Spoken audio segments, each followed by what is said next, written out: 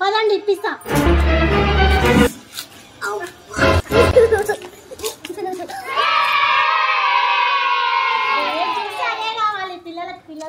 ఎంత ice cream? 10 రూపాయలా? 1 రూపాయి లేదా? రూపాయి ఏడికెళ్ళి వస్తుంది మా జమానా? ఏ జమానాలు ఉన్నాం మనం?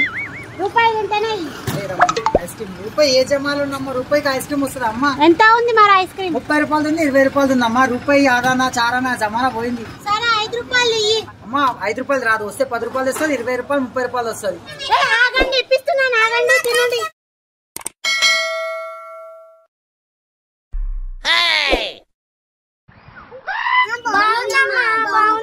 ఎందుకు బాగుండదు? బాగునే ఉంటాయి. ఎంతన్నా? 1 2 3 4 5 6 అయినాయి, 6 అయినాయి అంటే 60 రూపాయలు. 60 రూపాయలా అన్న? 40 రూపాయలు తీసుకో. అమ్మ ఇది కూరగాయల పేరా మా అమ్మ. ఇది ఐస్ క్రీమ్ 10 రూపాయలు ఒకటి, మొత్తం 60 రూపాయలు అయినాయి. 6 ఐస్ క్రీమ్ 60 రూపాయలు ఇస్తాను. నేను బిజినెస్ చేసుకోవాలి, లేకపోతే కంపెనీకి ఏం చెప్పాలి? ఇగో అన్న 60 రూపాయలు. అమ్మ ఏందమ్మా ఈ నోట్ చల్లదు, ఎట్లుంది? 10 రూపాయల నోటు. ఇంకో వేరే నోట్ ఇచ్చేయి. నా దగ్గర ఇదే లోటు ఉంది, తీసుకోలేకపోతే లేదు.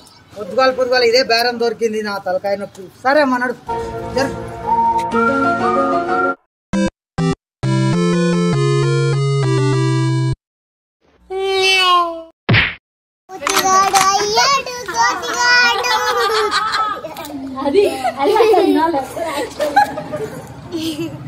ఎన్ని వెరైటీస్